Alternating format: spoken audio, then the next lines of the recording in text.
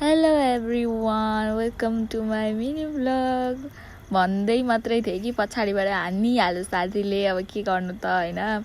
अनि हामी चाहिँ खाजा खान निस्केको थियौँ खासमा, तर त्यहाँनेरि घाम ताप्ने भएर यता सरले तानेर कोठाभित्र ल्याउनु भयो।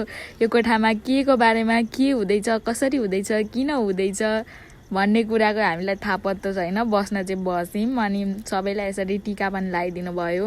लेक्चर दिनु हुँदै थियो अनि त्यहाँनेरि हामीलाई पनि टिका लगाइदिनु भयो होइन। अहिले देखिन्छ त्यो चाहिँ। अनि के भन्नु भन्न आउँदैन मलाई, यो यसरी भन्न आउँदैन क्या। अनि मैले चाहिँ त्यस्तो गोलो टिका लगाइदिनु भएको थियो। उसलाई चाहिँ गोलो होइन लामो चाहियो अरे, त्यही भन्दै थिएँ। अनि यिनीहरू हाँस्दै थियो सबैजना, उहाँ पछाडिबाट के गर्दै थियो। अब त्यति बेला चाहिँ थाहा थियो होइन मलाई यो भोइस रेकर्ड गर्न आउँदैन क्या साथीहरू। अब के गर्नु होइन। त्यही भएर म चाहिँ मिनी भ्लग पनि त्यो बोलेरै बनाऊँ भनेर गरेको, फेरि मेरो मोबाइलमा अगाडिबाट मतलब बोलेको साउन्डै आउँदैन रहेछ क्या। के भएको अब मोबाइलै त्यस्तो छ। बल्ल बल्ल बाहिर निस्किन पायौँ हामी सबैजना, खुसी हुँदैछन् होइन। अनि अर्को पनि रहेछ, दुईवटा टिम जस्तो थियो। अनि उनीहरूले चाहिँ कपी पनि पाएछ क्या, अनि हामीले चाहिँ पाएनौँ भनेर चित्त मात्रै के दुखाउँदै थियो। हामी गयौँ खाजा खान। खाजा खान जाँदाखेरि खाजा सकिसकेको थियो, किनकि हामीलाई त्यहाँ लेक्चर धेरै सुन्नु पर्यो 2-3 घन्टी नै। अनि खाजा सकिसकेको थियो। क्यान्टिनमा खाना बनाउने बेला भइसकेको थियो। अङ्कल साग काट्नु हुँदै थियो, आन्टीले खाजा सक्यो भन्नु हुँदै थियो। अनि त्यही पनि अब हामी भोकै त बस्न सक्दैनौँ नि त, अनि त्यही भएर बनाइदिनु भन्दै थिएँ। यहाँ मेरो साथी फेरि फाइनल टचअप दिँदैछिन् उनको सुन्दरतालाई होइन। अनि हामी चाहिँ कति जङ्क फुड खान्छौँ क्या, जङ्क फुड।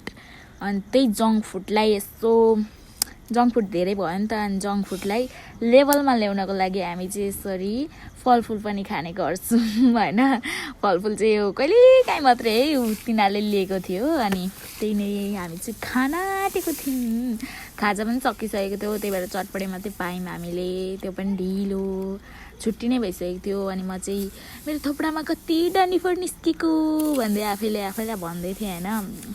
अनि मलाई चाहिँ यसरी मेरो साथीले चाहिँ यहाँनिर स्याउ चक्कु नभेटेर हातले फोड्दै थियो हेर्नु न। अनि बोल्दा बोल्दै मेरो चाहिँ आवाज किन चेन्ज भयो भने म के भन्न आँटेको थिएँ, के भने क्या अब यत्तिकै हाल्न त म फेरि यसलाई रिकभर गर्दिनँ भन्नै आउँदैन क्या मलाई। अनि एक्लै भन्नलाई कस्तो लाग्छ। अनि हामी चाहिँ त्यहाँबाट कम्प्युटर क्लास जाँदै थियौँ, गएर आयौँ कम्प्युटर क्लास। अनि मलाई चाहिँ एक्लै भोइस रेकर्ड गर्न होइन कस्तो खिच्चा बिल्ला लाग्छ कि बोल्ने नै आउँदैन। त्यही भएर म चाहिँ साइडमा मेरो भाइ र मामालाई राखेर बोल्दैछु।